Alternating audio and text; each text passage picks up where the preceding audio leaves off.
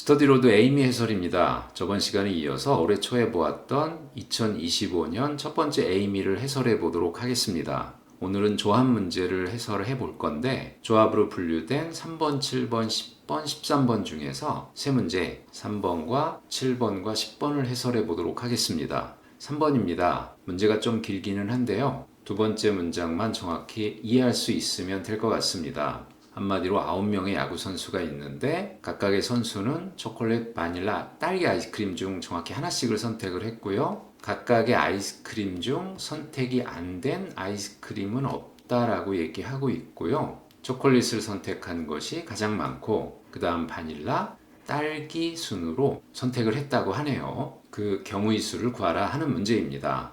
간단히 조건을 이와 같이 나타낼 수 있습니다. 초콜릿, 바닐라, 스트로베리 그리고 그들의 합은 9인 상황이고요. 그래서 이 조건을 만족하는 CVS의 값을 구해보면 우선 문제에 접근할 수 있는 상황이겠죠.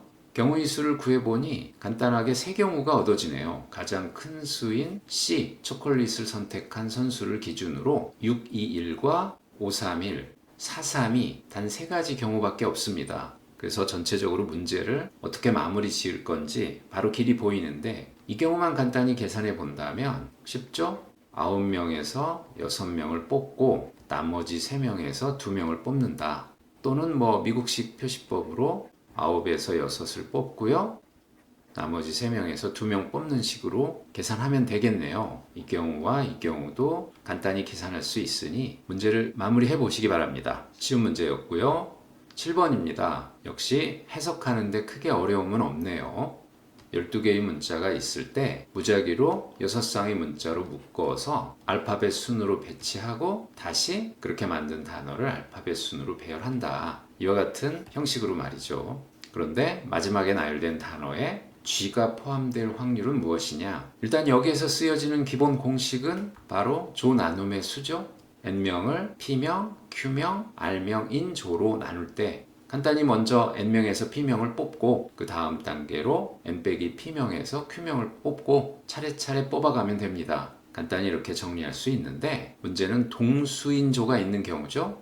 동수인조가 있다면 차례차례 나누어주면 됩니다. 이것을 기본 공식으로 하여 구하라고 하는 것이 지금 확률이니까 전체 경우의 수를 먼저 구하고요. 12에서 2 뽑고 나머지 10에서 2 뽑고 마지막에 이와 같이 전체 경우의 수를 계산할 수 있겠죠? 간단히 계산할 수 있을 듯 하고요. 이제 요점은 마지막에 나열된 단어에 G가 포함되는 그런 경우를 어떻게 구할 것인가 인데요. G 앞에 오는 문자들에 주목해 봅니다. 정확히 6개의 문자 A, B, C, D, E, F가 있네요. 이 문자들은 G보다 앞에 올 수 있게 됩니다. 그러니까 G가 6번째 묶음에 있으려고 한다면 두 경우가 있을 수 있는 거죠. A, B, C, D, E, F가 모두 각각의 묶음에서의 앞자리에 위치하는 경우 이와 같은 경우입니다. 그렇다면 G는 F와 묶여서 이렇게 되어야 하는 거군요. 결국 H, I, J, K, L을 임의로 배열하는 것과 같습니다.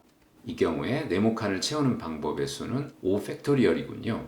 두 번째 경우가 있습니다. 그러니까 A, B, C, D, E, F 중에 어떤 두 개가 하나로 묶여서 각 묶음에서 앞에 올 수 있는 문자는 예를 들어 A, B, D, E, F처럼 5개고 마지막 6번째 단어에 G가 앞자리에 오는 그런 경우죠. 예를 들어 B, F가 묶였다고 했을 때 얘를 생각해 보았습니다.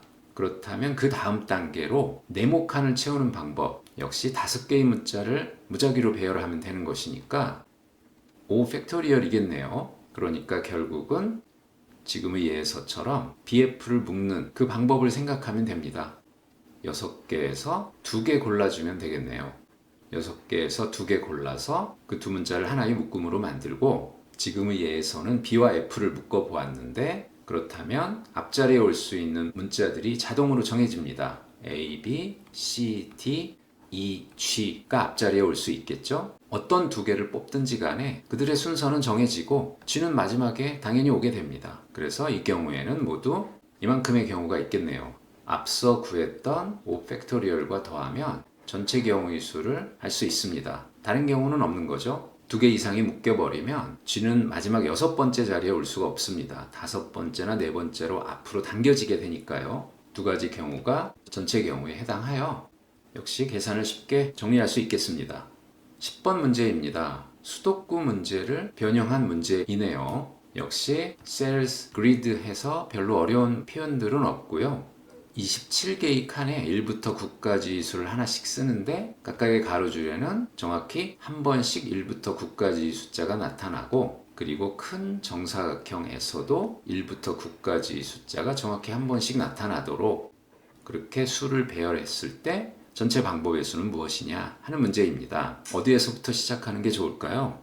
첫 번째 줄을 채우기로 하고 시작해 봅니다. 첫 번째 줄에 1, 2, 3, 4, 5, 6, 7, 8, 9를 임의로 배열한다면 전체 9팩토리얼만큼의 방법이 있습니다. 그 중에 하나로 A, B, C, D, E, F, G, H가 있다고 생각할게요. 간단히 1, 2, 3, 4, 5, 6, 7, 8, 9로 배열되어 있다라고 생각해도 됩니다. 모든 경우가 똑같기 때문에 9팩토리얼 중 임의한 배열을 생각하고 첫 번째 줄을 그와 같이 채웠을 때 두 번째 줄을 생각합니다. 이 두 번째 줄에 올 수 있는 수는 무엇인가? A, B, C는 당연히 올 수 없겠죠? D, F, G, H, I가 올 수 있겠는데 D, F를 기준으로 먼저 생각한다면 다음 네 가지 경우가 있겠네요. A, B, C 바로 밑에 두 번째 줄에 D, E, F가 온다. D, E, F 중에 두 개가 오고, 예를 들어 D가 왔다면 F는 어디로 가야죠? F는 중간 위치에는 갈 수가 없죠? 이 위치로 가야 합니다. 그래서 같은 방식으로 이와 같은 네 가지 경우를 생각할 수 있습니다. 그 다음 나머지 숫자들을 채울 수 있는 방법들을 더 생각을 해볼까요? 이어서 GHI를 채운다 라고 생각하면 GHI는 이 경우에는 자동 여기로 올 수밖에 없는 거죠. 이 위치에는 올 수 없으니까요. 이 경우에는 여기에는 올 수가 없고, 이 자리에 GHI가 모두 온다면 그 다음 단계로 A, B, C 중에 하나를 여기에 채워야 되는 상황이 강제가 되기 때문에 GHI를 모두 여기에 채울 수는 없겠네요. 그 상황들을 생각해서 정리해 보면 결국 이와 같이 됩니다. 그러니까 두 번째 줄 첫째 칸에 이와 같이 채웠을 때 GHI가 여기에 와야만 하고요. DEF 형식으로 채웠을 때는 GHI 형식. 세 번째 경우, 네 번째 경우도 어렵지 않게 GHI의 위치가 정해진다는 것, 큰 박스 기준으로 위치가 정해진다는 것을 이와 같이 알 수 있습니다. 마지막 ABC를 채우면 되는 거죠. 당연하게도 이 경우에는 ABC가 와야만 하고 ABC 이런 형식으로 와야 하니까 이렇게 정리해 볼 수 있습니다. 두 번째 줄이 각각 완벽하게 어떤 방식으로 채워질지가 결정이 되는 거네요. 이제 이를 이용해서 세 번째 줄을 채워보도록 하겠습니다. 먼저 이 경우와 이 경우는 세 개의 수들이 일종의 한 묶음으로 움직이는 것이 동일한 상황이니까 같은 방식으로 다룰 수 있는데요. 이 경우에 세 번째 줄을 채우는 방법의 수 뭐가 있죠? GHI, A, B, C, D, E, F 자동적으로 결정이 되니까 이제 정확히 배열만 하면 되겠습니다. 자, D, E, F를 배열하는 것이 이만큼이 있고요. 그것들을 각각의 칸에서 그대로 생각할 수 있으니 3팩토리얼이 6번 모두 있게 됩니다. 이 경우도 마찬가지겠고요. 이와 같이 경우의 수를 셀 수 있겠네요. 한편 나머지 두 경우, 이 경우들은 어떻죠? 먼저 D2에 해당하는 숫자를 정해줘야 하겠죠? 반드시 D2가 온다는 뜻이 아니었고 DF 중에 두 개가 오는 경우 이런 식으로 생각했었던 것이니까요. 그러니까 DEF 중에 두 개를 고르고요. GHI 중에 두 개를 고르고요.